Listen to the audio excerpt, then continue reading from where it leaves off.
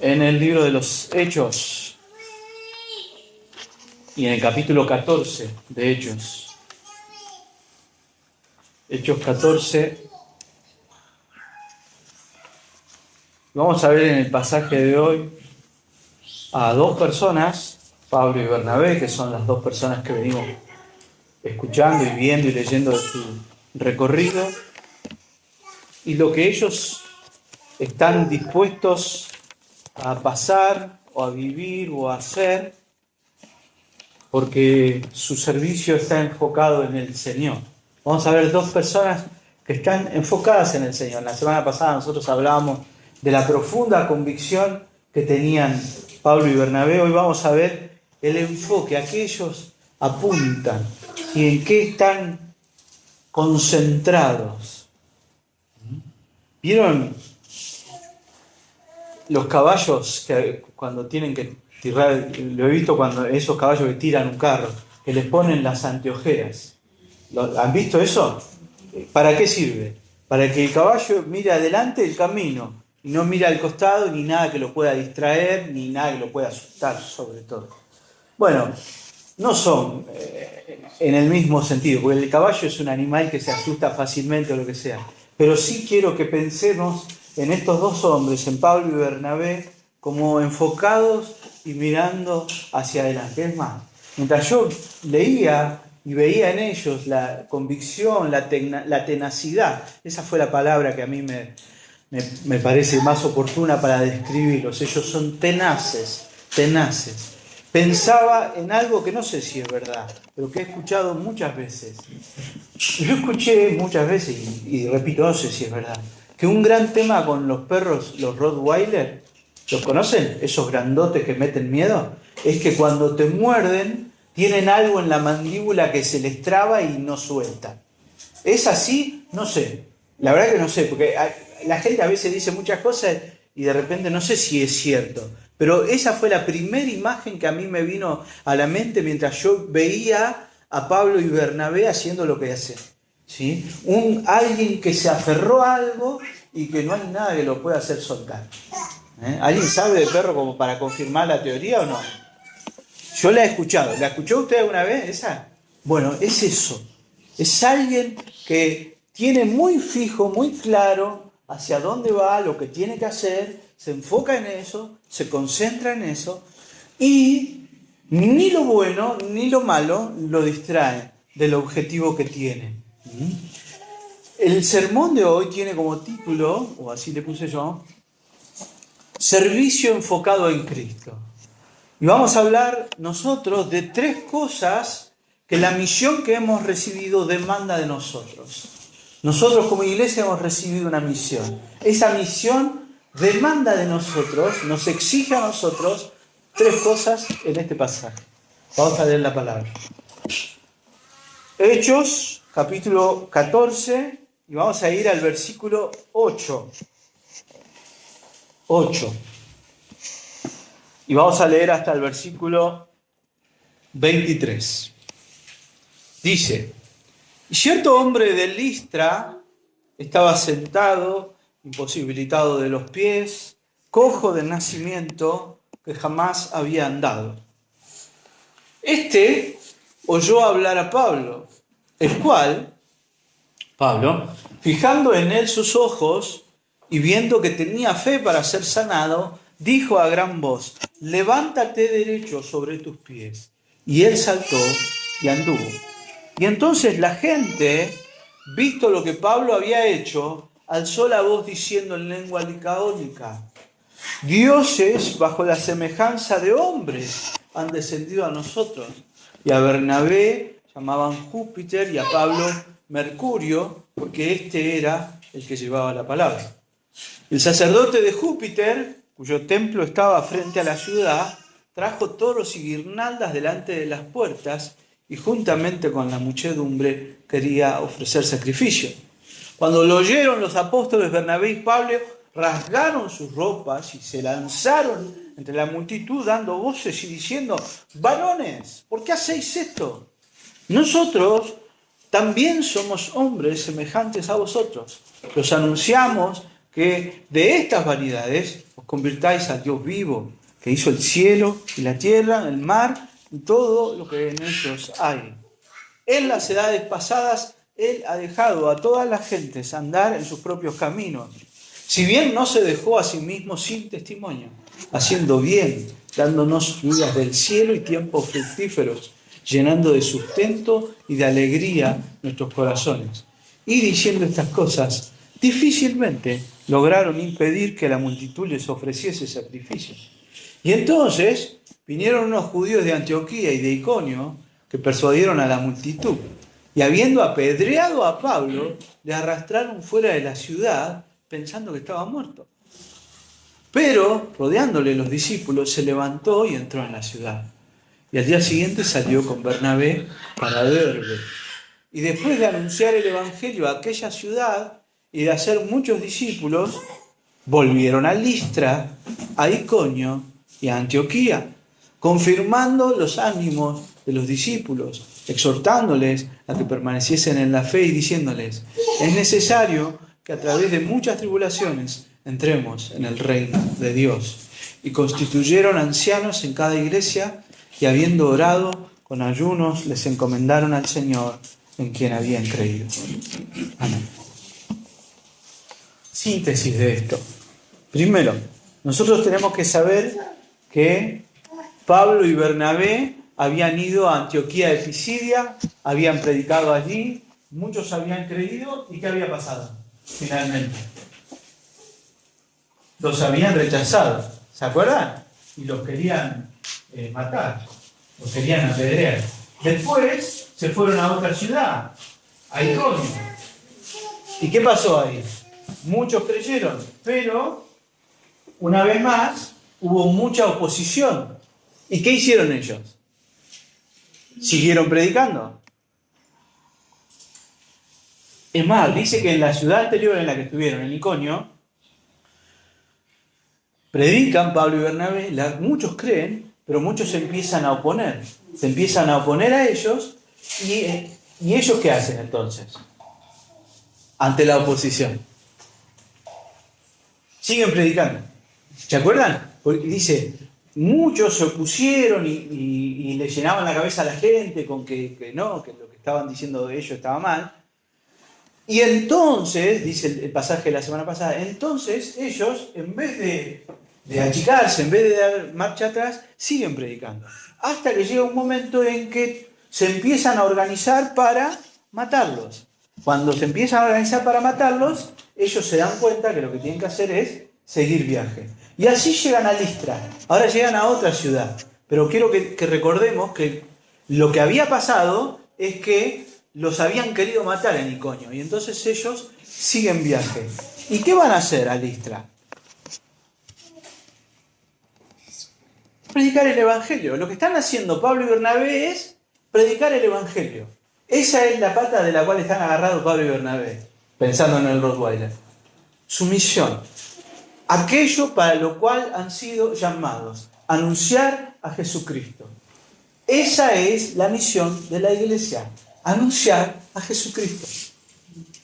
La misión, nosotros hemos sido llamados, dijo Pedro, para ser un pueblo de sacerdotes, un pueblo de reyes, un pueblo que sirva a Dios, que honre a Dios, que glorifique a Dios, que adore a Dios, que tenga comunión con Dios. Ahora, parte de esa comunión con Dios es anunciarle.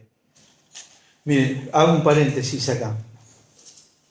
El foco del sermón de hoy es la misión que nosotros hemos recibido y qué demanda de nosotros esa misión. Ahora, yo le voy a decir tres cosas que la misión demanda. Que nosotros sepamos lo que Dios quiere que nosotros hagamos, demanda de nosotros tres cosas. Ahora, nosotros sabemos lo que hay que hacer y muchas veces no lo hacemos. ¿Por qué? ¿Qué es necesario cambiar? Lo que hay en el corazón, la motivación del corazón. Porque si yo sé que tengo que hacer esto, y lo anoto en algún lugar, y todos los días tengo el papelito pegado ahí, lo hago, un día que pierdo el papelito, un día que me pasó algo, no lo hago más. ¿Por qué? Porque no es una convicción profunda, no es algo que está dentro mío. Si yo estoy hablando de compartir el Evangelio, ¿cuál debe ser la motivación por la cual yo voy a compartir el Evangelio. ¿Cuál es la razón? Piense un segundo, piénselo, nadie diga nada, piénselo nada más. ¿Por qué yo compartiría el Evangelio? ¿Cuál sería la razón por la cual yo compartiría el Evangelio con otro?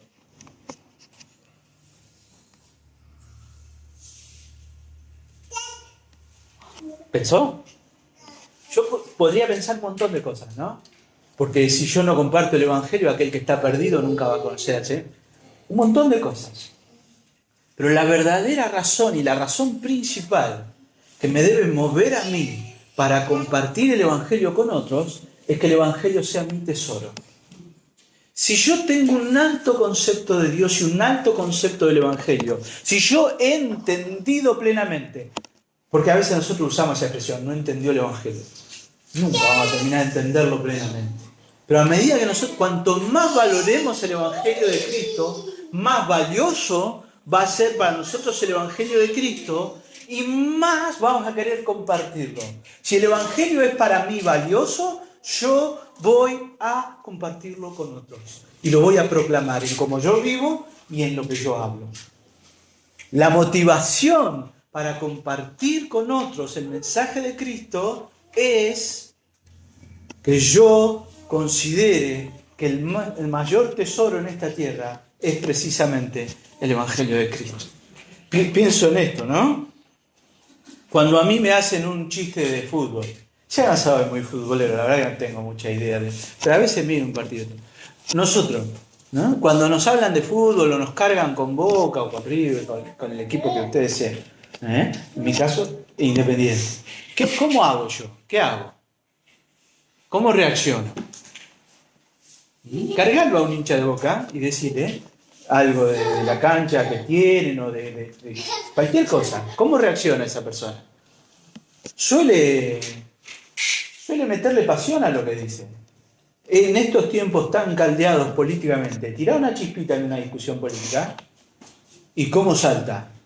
Y yo pienso en mí mismo, cómo yo a veces he estado dispuesto a involucrarme en fútbol, no porque yo no soy muy de eso, me chisteo, paveo, pero en cuestiones de otras cosas, por ejemplo de educación. Esta semana en el trabajo estuvimos discutiendo mucho y al final en todas las cosas terminamos hablando de cuál es nuestra filosofía, de cómo entendemos el mundo.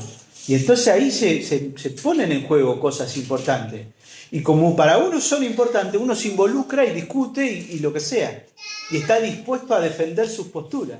¿Por qué? Porque son sus posturas. Ahora, si mi convicción más profunda, si mi tesoro más preciado es el Evangelio de Cristo, eso va a ser motivación para que yo lo comparta con otros.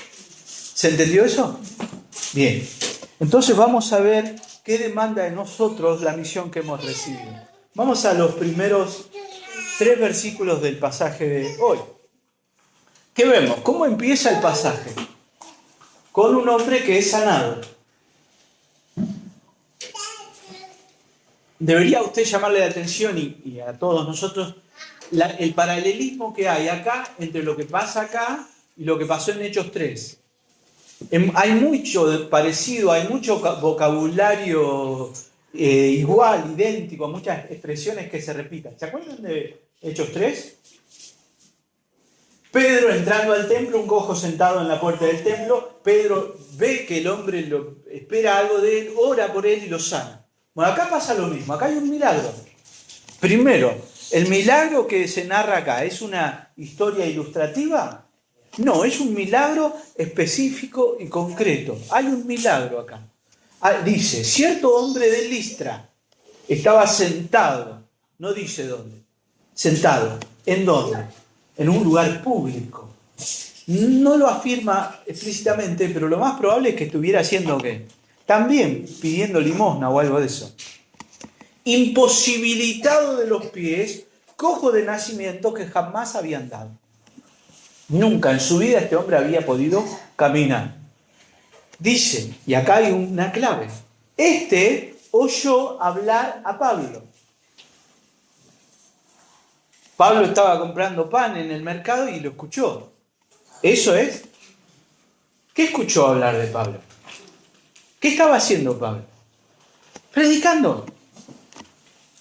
¿A dónde iba Pablo cada vez que llegaba a un lugar? ¿Dónde predicaba? Siempre buscaba una sinagoga judía. ¿Qué es necesario para que haya una sinagoga judía en un lugar? Que haya 10 judíos. Acá no se menciona una sinagoga, probablemente no había. ¿Había judíos? Sí, algunos había, pero no había 10 hombres judíos viviendo en el lugar para establecer una sinagoga. Y entonces, ¿a dónde va Pablo? Al mercado, a la plaza, a un lugar público. ¿Sí? Y ahí anuncia el Evangelio. Dice ahí, oyó hablar a Pablo. Pablo está en ese lugar anunciando el Evangelio.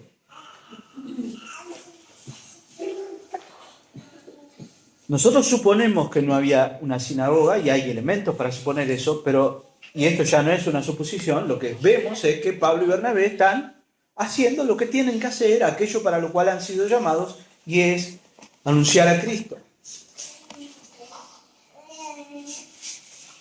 Dice un comentarista respecto a esta circunstancia, dice, suponemos que la ausencia de una sinagoga hacía necesario que Pablo buscara un lugar desde el cual alcanzara a la población local. Todos conocían al paralítico, quien probablemente se ganaba la vida pidiendo limosna. Pablo lo sana con el propósito de ganarse la atención del pueblo. Cuando ven los resultados del milagro, están listos para escuchar el Evangelio. El enfoque de Pablo no está puesto en sanar a una persona. Para Dios, ¿es importante que ese cojo reciba salvación y reciba la posibilidad de caminar? ¿Sí o no? Sí. Dios quiso. Dios miró a ese hombre que había estado sentado toda su vida ahí y manda a Pablo, y Pablo está llamado. Pero dice, sigo el versículo 9, oyó hablar a Pablo, el cual fijando en él sus ojos y viendo que tenía fe para ser sanado. ¿Qué significa ese que tenía fe para ser sanado? Que aquello que Pablo predicaba, este hombre, del cual no sabemos su nombre, lo creyó, lo recibió y Dios le dio la posibilidad de creer a eso que estaba escuchando. Este hombre recibió el mensaje del Evangelio y ese mensaje produjo fe en él. La palabra ahí, fe para ser sanado, la palabra sanado se puede entender de las dos formas. Sanado físicamente, sanado espiritualmente. ¿Qué es ser sanado espiritualmente? Alguien que no conoce a Dios, alguien que no tiene comunión con Dios, por medio del Evangelio es reconciliado con Dios y esa persona que está muerta espiritualmente recibe vida. Eso es ser sanado espiritualmente. En el Nuevo Testamento, siempre que nosotros vemos milagros, no vemos muchos milagros en los que la persona se sane y la sanidad sea solo física. Porque si la transformación que se produce en la vida de una persona es una transformación producida por el Evangelio, la transformación no solo va a ser física. ¿Se entiende? Porque el Evangelio es de adentro afuera, ¿no? Lo que Dios transforma primero es el corazón. Entonces, este hombre, al escuchar el mensaje del Evangelio, dice la Escritura que tenía fe para ser sanado. Así que fíjense, detalle. Pablo y Bernabé, no hay sinagoga, van a la plaza. ¿Qué hay en la plaza? Un hombre. Todo el mundo lo vio, todo el mundo está acostumbrado a verlo. Siempre está ahí, siempre está ahí, siempre está ahí. ¿Qué hacen Pablo y Bernabé? Predican el Evangelio. ¿Qué hace este hombre? Escucha el Evangelio, cree en el Evangelio y recibe salvación y sanidad. O sanidad completa, podemos decir. Mire el detalle del versículo 10, por favor. Mire el versículo 10. ¿Qué hace Pablo? Dice, dijo, y subrayé yo, a gran voz. ¿Qué significa eso? Fuerte, con mucho volumen. ¿Porque dónde estaban? En un lugar público, un mercado.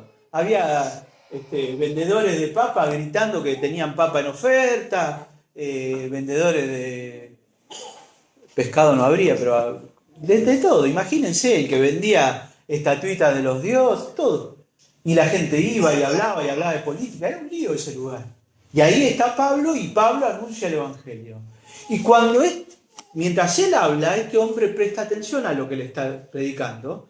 Y Pablo lo mira y ve, este hombre me está escuchando, este hombre tiene fe, ha creído en lo que yo estoy predicando, porque Pablo no está ofreciendo sanidad. ¿Se entiende eso, no? Pablo no está diciendo, a ver, vengan todos los paralíticos que yo los voy a sanar. No, no. Él está anunciando a Cristo. Y este hombre lo ve. Pablo, obviamente guiado por el Espíritu Santo de Dios, ve que en este hombre hay fe. ¿Pero qué hace Pablo? A gran voz.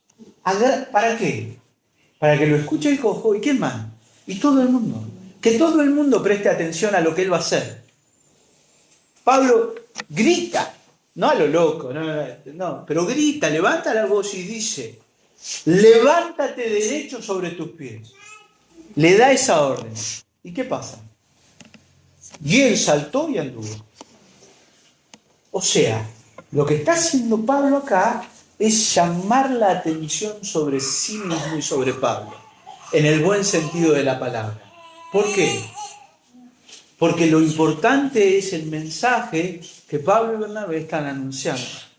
Y entonces Dios ha provisto los medios para que Pablo y Bernabé sigan cumpliendo con la misión que Él les ha encomendado. El enfoque de los discípulos está puesto en anunciar el Evangelio. Y la sanidad que Dios obra a través de ellos abre entonces la puerta para que los pobladores de la ciudad los oigan. El padecimiento del cojo era evidente para todos. Por eso Pablo dijo a gran voz, se asegura de que todos lo oigan y de que todos vean lo que está a punto de suceder. Cuando Pablo sana el cojo, que lo hace Dios, el objetivo es el cojo, pero no es solo ese hombre, es toda la ciudad. ¿Por qué?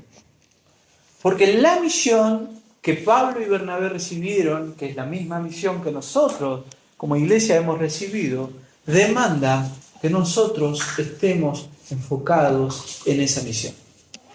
Lo que yo veo en estos 3 versículos es a 2 personas que están enfocados en cumplir con la misión que Dios les ha dado.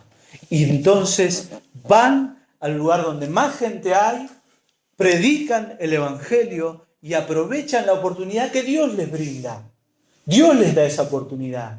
Dios hace que el cojo tenga fe, Dios le permite a Pablo ver esa fe y lo guía a proclamar sanidad. Es Pablo, es un apóstol. Él tiene esa autoridad y él tiene ese conocimiento. Digo, lo sabemos, no estamos llamados nosotros a si estamos predicando en un lugar, no tenemos esa autoridad. Pero sí tenemos ese llamado y sí tenemos el llamado a estar enfocados en la misión que Dios nos ha dado. Y entonces ellos van a ese lugar y están atentos a las circunstancias. Lo vamos a ver ahora más adelante. Cuando Pablo les predica a estas personas, ustedes fíjense que Pablo se adapta a las circunstancias. ¿Por qué? Porque su objetivo es la misión. A donde él iba y había una sinagoga, iba primero a la sinagoga. Y si en la sinagoga muchos creían, pero si lo rechazaban, igual hasta el rechazo de los judíos generaba las condiciones para que la ciudad se alborotara y estuviera dispuesta a escuchar. De alguna forma, sin ser escandaloso ni nada de algunos métodos que no son sanos, ni bíblicos, ni adecuados, pero Pablo y Bernabé se aseguraban de llamar la atención, por decirlo de alguna forma. ¿Se entiende? De disponer a la gente para que supieran que iban a recibir un mensaje trascendental, que es el mensaje del Evangelio. Entonces Dios nos ha dado a nosotros una misión y esa misión es anunciarlo a Él. Si Dios y su Evangelio son nuestro tesoro, esa va a ser la motivación por la cual nosotros vamos a anunciar a Cristo. Y nosotros necesitamos estar enfocados en esa misión. ¿Quién nos va a proveer las oportunidades? Dios mismo. Dios provee oportunidades de anunciarlo. Y cuando Él nos dé una oportunidad de predicar su palabra, Nosotros tenemos que hacer lo que Dios nos pidió, predicar su palabra. Él se va a encargar de obrar por medio de ella.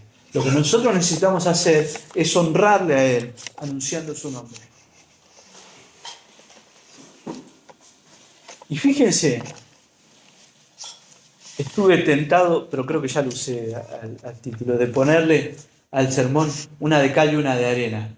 No sé qué significa esa, pero como que a veces vienen cosas buenas, a veces vienen cosas malas. Pero acá lo que vamos a ver ahora es que a ellos les sucede algo que es tentador, ser reconocidos. ¿Sí? Y después les sucede algo que también puede ser tentador para lo malo. O sea, cuando a vos te tratan bien, es tentador pensar, qué bárbaro, cómo me valoran. Y no, nosotros tenemos que estar enfocados en otra cosa. Y cuando a vos te tratan mal, también está la tentación. Nadie aprecia lo que yo hago. Y no, vos tenés que estar enfocado en la misión.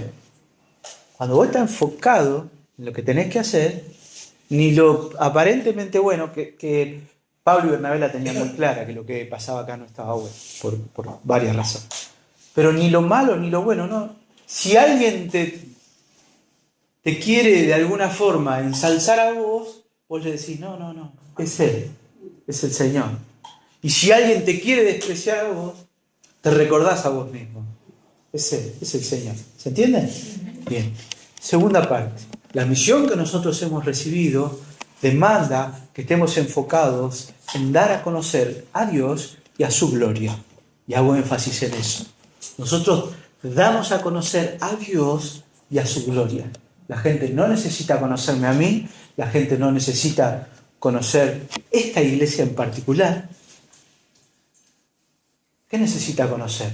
A Dios. Todos nosotros necesitamos conocer a Dios y tener comunión con Dios y ser reconciliados con Dios. Porque nadie en esta ciudad es enemigo de esta iglesia.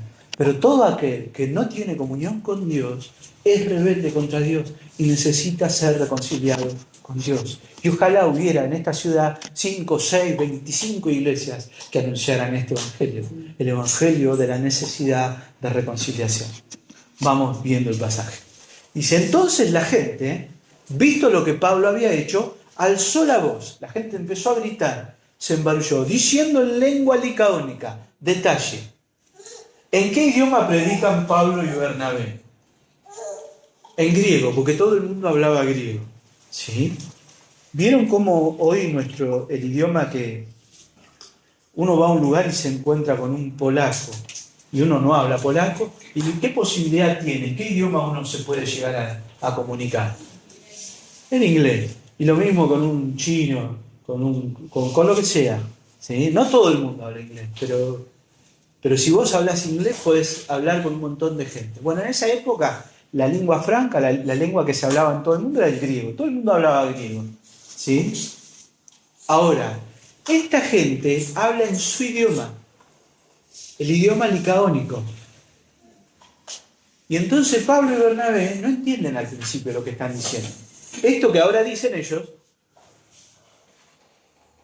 Pablo y Bernabé no lo entienden. ¿Qué dice la gente cuando ve el milagro de un cojo siendo levantado? Dioses, bajo la semejanza de hombre, han descendido a nosotros. La gente piensa que Pablo y Bernabé son dioses. Y lo dice. Y todo el mundo empieza a gritar. Miren, los dioses nos visitan. Es más, le ponen nombre. Júpiter y Mercurio. Ahora les explico quiénes son. Vinieron Júpiter y Mercurio a nosotros. ¡Qué bueno! Y Pablo y Bernabé ven el alboroto, pero no saben lo que está pasando. Hasta que viene alguien. Bueno, sigo, dice. Y a Bernabé llamaban Júpiter y a Pablo Mercurio, porque era este el que llevaba la palabra. Explico esto. Júpiter es lo mismo que Zeus. Júpiter, dios romano, Zeus, dios griego. El principal de los dioses. Mercurio o Hermes era un dios que era mensajero de los dioses. Como el que hablaba era Pablo, esta gente lo confunde con un mensajero de los dioses, el que hablaba de parte de los dioses. ¿Y qué piensan ellos? Que Pablo, porque habla, es inferior a Bernabé. Bernabé es el importante que lo manda al otro a hablar en nombre de él. ¿Se entiende? Había en aquella época, hay un libro de Ovidio, o sea, un libro de la literatura, que cuenta una leyenda que dice que habían visitado esa región, Frigia, los dioses, estos dioses, Júpiter y Mercurio, y que habían tomado forma humana, habían venido y habían llegado a una casa y le habían dicho, tenemos hambre. Ah, no, acá no hay nada, acá no hay nada, acá no hay nada. Varias casas lo rechazaron, pero unos viejitos los recibieron y dice que, bueno, obviamente estos dioses son unos dioses que se reenojan. Cuando se volvieron, mandaron una gran inundación que rompió todas las casas y menos la casita de los viejitos que le habían dado de comer. Entonces, como que esa leyenda puede haber generado confusión en esta gente pensando que eran otra vez estos dioses que los volvían a visitar, ¿no? Júpiter y Zeus. Y fíjense, estoy en el versículo 13. Y el sacerdote de Júpiter, cuyo templo estaba frente a la ciudad, trajo toros y guirnalda delante de las puertas y juntamente con la muchedumbre quería ofrecer sacrificios. Detalle, en esta ciudad, estudios arqueológicos han mostrado que había un lugar que era el templo de Júpiter y que estaba a la puerta de la ciudad. O sea, el relato de Lucas es un relato históricamente fiel. ¿Vieron cómo en ciertos lugares... ¿Ustedes saben cómo se llama en mi barrio? ¿Pinto? ¿Alguien sabe? El barrio Luján. ¿Por qué? Porque hay una virgen, una imagen de la Virgen de Luján. Y Pinto tiene un patrono, que es San José. Que cuando Julia iba a nacer era un tema ese, porque la municipalidad cerraba por eso. ¿Vieron como que cada lugar tiene un santo, por decirlo de alguna forma? ¿De dónde viene eso? ¿De acá? De los romanos. Cada ciudad tenía un dios preferido. Pero cada lugar tenía como un dios que era el preferido. Cuando Pablo fue a Éfeso, ¿cuál era la diosa principal de Éfeso? Diana, de los Efesios. Todos, o sea, los romanos y los griegos tenían cientos de dioses. Y si ellos iban a un lugar y había dioses nuevos, no había problema, vengan, tengamos más dioses, tenían un montón. Pero cada lugar tenía sus dioses. Bueno, en esta ciudad, los dioses patrones, digamos, eran estos. Zeus, o Júpiter y Mercurio, vamos a llamarlos así. Y había ahí un templo de esos dioses. Cuando el sacerdote empieza a escuchar este alboroto de que la gente empieza a comentar, pasa un rato, de que los dioses han venido, ¿qué hace? Trae un toro, vamos a hacer un sacrificio. Trae guirnalda, vamos a ponerle guirnalda. Pablo y Bernabé son los dioses que los visitan, recibámoslos bien. Y entonces, el versículo 14 dice que ahí, cuando lo oyeron los apóstoles, alguien les dijo lo que estaba pasando. Alguien les tradujo. No, miren, lo que está pasando es que a ustedes los confundieron con Júpiter y con Mercurio. Y les van a sacrificar un toro para ustedes. ¿El qué? Dice Pablo. Sí, les van a sacrificar un toro. Dos razones por las cuales Pablo va a rechazar esto. La primera es la más básica. La Biblia dice que está prohibido adorar a cualquier hombre o a cualquier otra cosa que no sea Dios. Esa es la razón por la cual acá no hay ninguna imagen. Nosotros no... La Biblia es muy clara, no te hagas ninguna imagen ni de lo que está arriba en el cielo, ni debajo de la tierra, ni en las profundidades debajo de la tierra. O sea, para que nos quede bien clarito, ni en el cielo, ni en la tierra, ni abajo. De nada te hagas imagen. Así que, para un judío, como era Pablo, que él recibiera sacrificios era idolatría. ¿Y por qué la idolatría está mal? Porque le estamos dando a otra cosa lo que solo le corresponde a Dios. Solo Dios es digno de ser adorado. Solo Dios. Nosotros a veces hablamos de San Agustín. ¿Lo escucharon hablar ustedes de San Agustín? A vos te tendríamos que decir San Martín, Santa Noemí, porque en realidad todos los hijos de Dios son santos. ¿En qué sentido? La Biblia llama santos a los creyentes. No habla de santos especiales. Llama santos porque Dios los hizo suyos. Todo lo que Dios dice, esto es mío, es santo. ¿Por qué? ¿Porque había algo especial en eso? No, lo que lo hace especial es que Dios diga, es mi hijo, San Sebastián soy yo. ¿Por qué? Porque Dios me santificó, me hizo Santa Emilia, hay un vino que se llama Santa Julia. Pero Pablo y Bernabé entienden eso. ¿Y cómo? La misión de Pablo y Bernabé no es traer a la gente a ellos mismos, sino traerlas a Dios.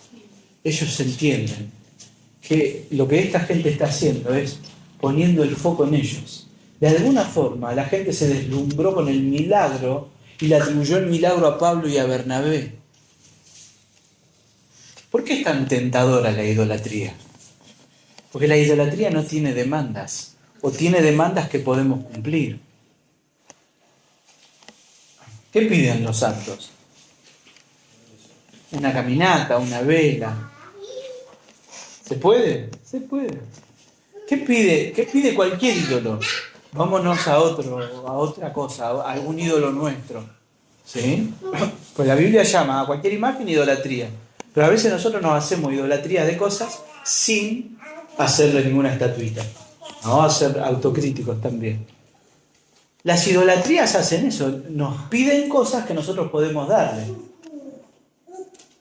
Yo puedo hacer hasta un ídolo de la sana doctrina. Yo puedo convertirlo en un ídolo. ¿Qué demanda? Que yo sea bien rígido en lo que creo. ¿Puedo? Sí, eso puede. El hombre solo puede. Eso el hombre solo puede.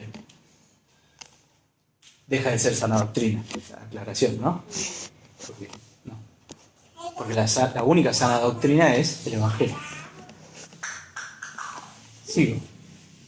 Cuando lo oyen Pablo y Bernabé, verso 14, se rasgan las ropas y se lanzan entre la multitud y les dice, ¿por qué hacen esto? No corresponde que ustedes nos adoren a nosotros. Y la razón se las da en el versículo 15. Nosotros también somos hombres semejantes a vosotros, que os anunciamos que de estas vanidades os convirtáis al Dios vivo que hizo el cielo y la tierra y el mar y todo lo que en ellos hay. Y este principio que aplican aquí Pablo y Bernabé es un principio que todos nosotros tenemos que aplicar en nuestra vida todo el tiempo. Nunca nosotros dirigimos a las personas hacia nosotros mismos. Nosotros somos hombres igual que cualquiera. Ningún hombre en esta tierra merece lo que solo Dios merece. La gloria es solo de Dios y es solo para Dios. Ni siquiera Pablo, con ser quizá el predicador más influyente de la historia de la humanidad, ni siquiera él reclamó para sí mismo. Pedro mismo, Juan, el ángel que recibe a Juan en Apocalipsis, ¿se acuerdan? En el libro de Apocalipsis, Juan, hay un ángel y Juan cae de rodillas y el ángel le dice, no, yo soy igual que vos, yo adoro a Dios, el único que merece adoración es Dios. Ahora, esto tiene que ver con que nosotros nunca procuramos, y esto es algo que es lo que tenemos que pensar, tenemos que ser intencionales y darnos cuenta. ¿Por qué? Porque es atractivo. A Pablo y a Bernabé les resulta muy claro que está mal que a ellos los adoren, pero la tentación de ser admirados, el disfrutar de esa admiración, siempre está presente. Pero nosotros, la misión que hemos recibido demanda que nosotros estemos enfocados en que la gente conozca a Dios y que dé gloria a Dios y que conozca la gloria de Dios. Porque cuanto mayor dependencia hay del hombre, más endeble es esa fe. Cuando la fe está puesta en Dios, cuando la confianza está puesta en Dios, esa fe es una fe firme. Los discípulos no buscan reconocimiento para sí mismos, sino que la gente al escucharlos a ellos conozca el Evangelio de Cristo. Y esa es nuestra misión. La misión de esta iglesia no es ensalzar el nombre de esta iglesia en particular o de nadie en particular. Que la gente conozca a Cristo. Que la gente conozca a Cristo. Esa debe ser el foco de lo que nosotros hacemos. Jesús dijo, Juan 17:3, esta es la vida eterna, que te conozcan a ti, el único Dios verdadero, y a Jesucristo, a quien has enviado. Pablo entonces les hace saber a ellos que el Dios que él anuncia no es un Dios a imagen del hombre, sino que es el Dios creador. Y él les dice, nosotros les anunciamos a ustedes que se conviertan de estas vanidades al Dios vivo. Esto que ustedes creen son cosas que no existen, son cosas engañosas. Es duro a veces decirlo, ¿no? Pero bueno, son cosas que no existen, son vanidades. Una vanidad es algo que no tiene valor, es algo que no tiene sentido. Es una vanidad. No tiene valor. Cualquier otra cosa en la que nosotros pongamos nuestra fe y que no sea Dios es una vanidad.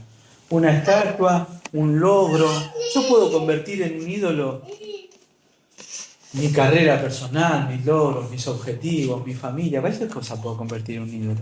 Todo eso es vanidad. Delante del Señor, mi enfoque siempre tiene que estar puesto en la gloria de Dios. Cuando yo estoy enfocado en cumplir la misión que Dios me ha dado, todo lo demás adquiere el valor correcto.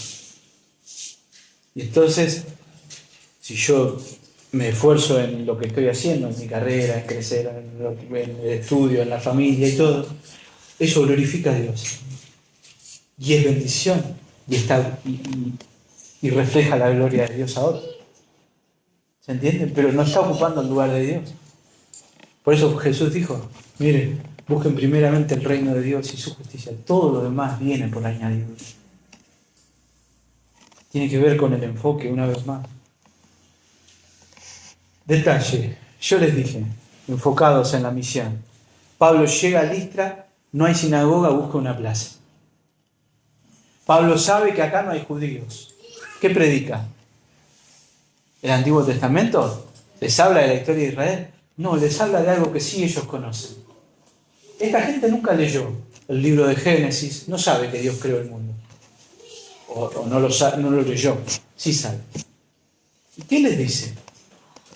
Verso 16. En las edades pasadas, Él ha dejado a todas las gentes andar en sus propios caminos.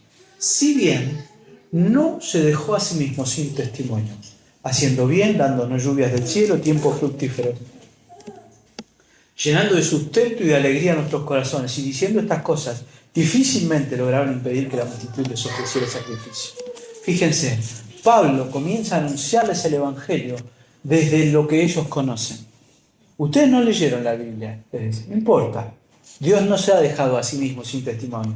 Romanos 1 nos habla de que Dios se manifiesta a todos los hombres. Todos los hombres. Simplemente salir a la calle, mirar para arriba, mirar las plantas, mirar las estrellas, mirar los planetas, es testimonio de que hay un Dios que es Dios y que es un Dios poderoso que hizo todas estas cosas. Eso es algo que en teología se llama revelación general y revelación especial. ¿Lo han escuchado a eso? ¿Sí? Revelación general, revelación especial. ¿Cuál es la revelación especial? La Biblia. Ahora, hay una revelación general que está disponible para toda persona en el mundo y es la creación. Dios se muestra por medio de la creación y por medio de su ley también, porque el hombre tiene conciencia de lo malo y lo bueno. Todo hombre en esta tierra sabe que hay cosas malas, que hay cosas buenas, aunque no haya leído la Biblia. Él sabe. Hay cosas que hay que hacer y hay cosas que no hay que hacer. ¿Por qué? Es la revelación general. Dios ha puesto en el corazón del hombre esa noción de lo bueno y de lo malo. Y la creación. Lo que dice Pablo en Romanos 1 es que el hombre, viendo la creación, en vez de reconocer que hay un Dios, terminó adorando a la creación. Que es lo mismo que está haciendo esta gente. Nosotros tenemos que recordar que en la misión de anunciar a Cristo debemos rechazar todo reconocimiento inapropiado y buscamos siempre que sea Dios quien sea conocido, que sea glorificado. Y apuntamos a la gente y la guiamos hacia Dios siempre, porque la necesidad de todo hombre en esta tierra es ser reconciliado con Dios. Y termino con esto. la última parte. La misión que nosotros hemos recibido demanda que estemos dispuestos también a permanecer enfocados en ella, incluso en el sufrimiento.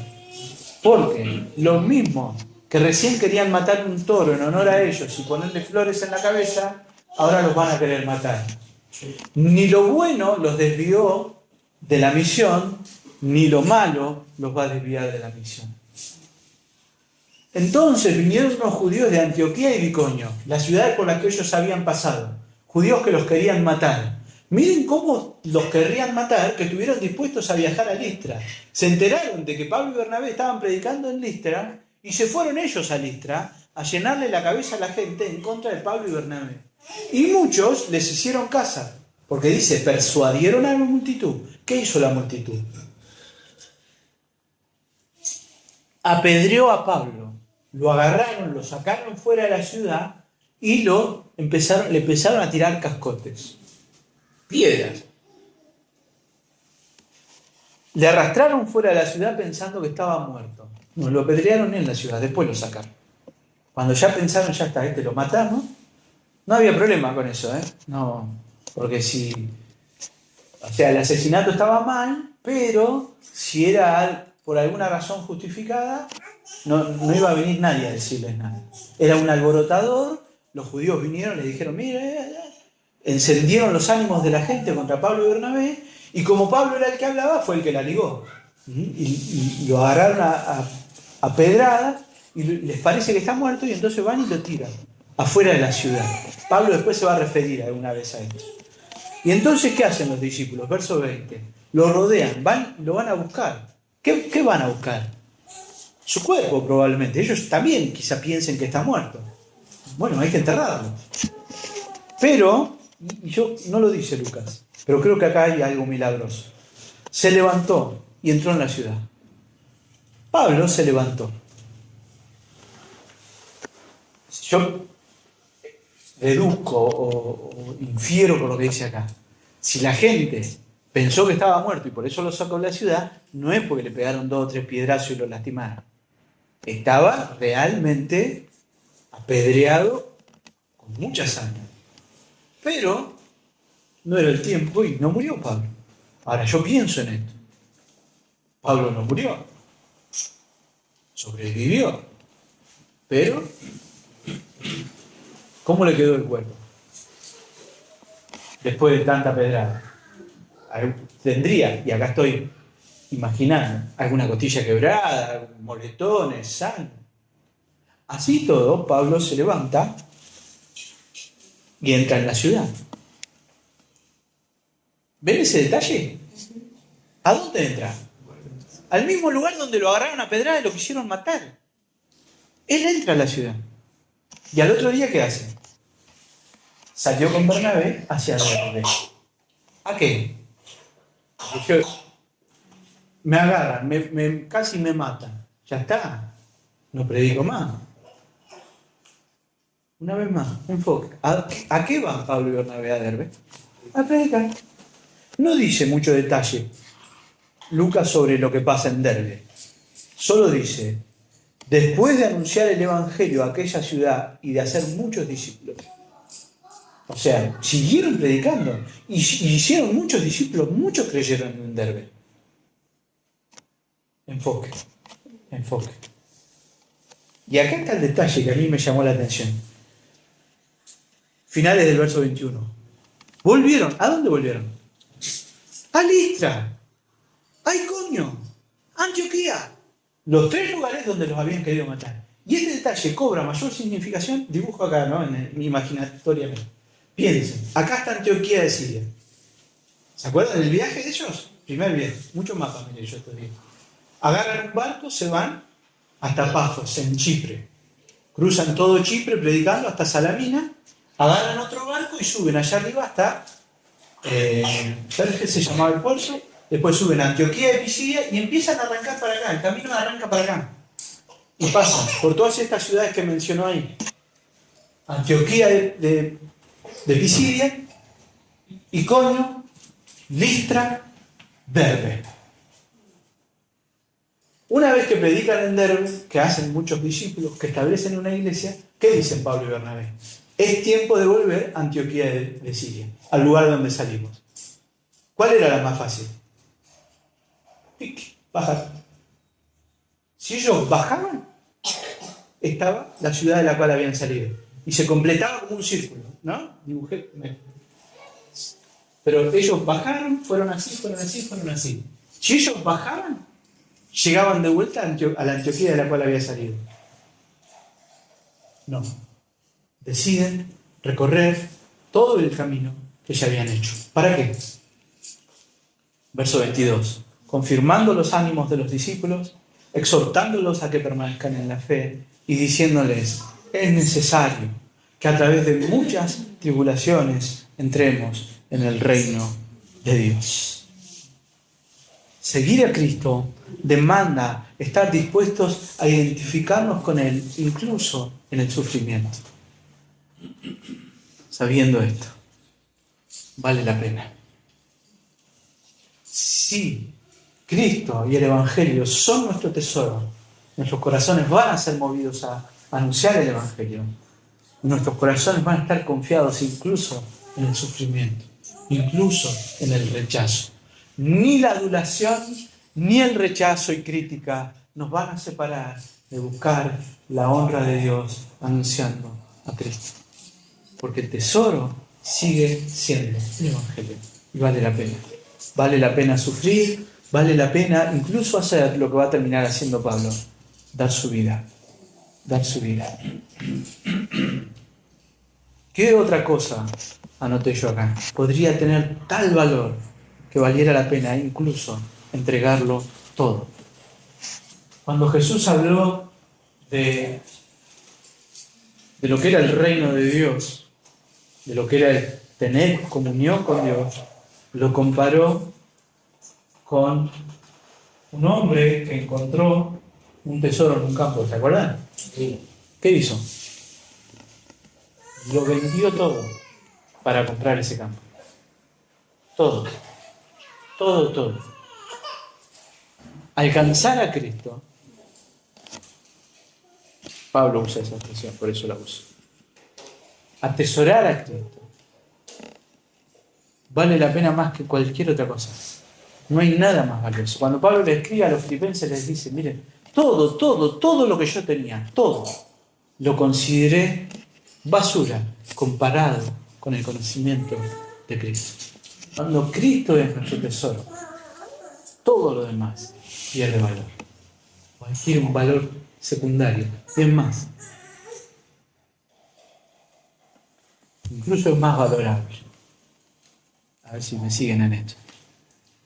Todo lo que yo considero valioso, cuando Cristo se convierte en mi tesoro, va a haber cosas que van a perder su valor. Hay cosas en las que yo puse mi corazón antes de conocer a Cristo y que el Evangelio me da luz para entender que no tienen ningún valor, que son basura realmente. Es más, que son perniciosas porque me alejan de Dios. Pero hay cosas que son bendiciones de Dios y dones de Dios que se van a convertir en tesoros más valiosos a la luz del supremo tesoro del Evangelio. ¿Se entiende? La principal preocupación de Pablo y de Bernabé es cumplir con la misión que Dios les dio. Él habla a los colosenses, les voy a leer Colosenses 1, y les dice, ahora me gozo en lo que padezco por vosotros. Pablo está padeciendo, yo me gozo, dice, y cumplo en mi carne lo que falta de las aflicciones de Cristo por su cuerpo, que es la iglesia, de la cual fui hecho ministro según la administración de Dios, que me fue dada con vosotros para que anuncie cumplidamente la palabra de Dios, el misterio que había estado oculto desde los siglos y edades, pero que ahora ha sido manifestado a sus santos, a quienes Dios quiso dar a conocer las riquezas de la gloria de este misterio entre los gentiles, que es Cristo en vosotros, la esperanza de gloria, a quien anunciamos la misión, amonestando a todo hombre y enseñando a todo hombre en toda sabiduría, a fin de presentar perfecto en Cristo Jesús a todo hombre. para lo cual también trabajo, luchando según la potencia de Él, la cual actúa poderosamente en mí. El propósito, la misión que Pablo había recibido era presentar a todo hombre aprobado delante de Dios. ¿Cómo puede cualquier hombre presentarse aprobado delante de Dios? ¿Cómo puede un hombre pararse delante de Dios y exigirle a Dios que Él lo acepte? La única forma en la que nosotros podemos estar delante de Dios y ser aceptados por Dios es si estamos en Cristo. Y por eso Pablo anuncia a Cristo. En la misión de dar a conocer a Cristo, nosotros tenemos que recordar que servirle a Él vale la pena, incluso el sufrimiento, la persecución y el rechazo. Sabiendo y recordando esto, el que dio a su Hijo por nosotros es el mismo que nos sostiene. Esta es nuestra esperanza, hermanos, saber que estas determinaciones que la palabra demanda, ¿no? Yo les he dicho en esta mañana que la misión demanda que nosotros estemos enfocados en la misión, que estemos enfocados en dar a conocer a Dios y su gloria, y que estemos enfocados de tal manera que incluso estemos dispuestos a sufrir. ¿Cómo es esto posible? Porque yo me levanto todas las mañanas y me repito a mí mismo, me enfoco en Dios, me enfoco en la misión, me enfoco. Porque Dios me sostiene, porque Dios está orando en mí. Porque Dios me sostiene. Aquel que comenzó en vosotros la buena obra la perfeccionará hasta el fin, dice Pablo. Esa debe ser nuestra convicción, esa debe ser también nuestra motivación todos los días. Dios está orando en mí. Por eso yo puedo orar y actuar así. Hermanos, nosotros necesitamos estar enfocados en la misión que Dios nos dio. Necesitamos que el Evangelio sea nuestro principal tesoro. Cuando es el Evangelio nuestro principal tesoro, eso mismo nos va a mover o a motivar para que nosotros lo compartamos con otros. Si yo estoy dispuesto a discutir muchas veces de fútbol, de política, de cualquier cosa, predicar el Evangelio no es discutir. Pero ¿cómo no voy a estar dispuesto a exponerme al rechazo o a cualquier cosa? No importa, no importa. Todo aquel que me confiese delante de los hombres, dijo Jesús, yo le confesaré delante de mi Padre. Si Cristo, si el tesoro de nuestras vidas es Cristo, nosotros vamos a estar dispuestos siempre a anunciarlo. Amén. Oremos.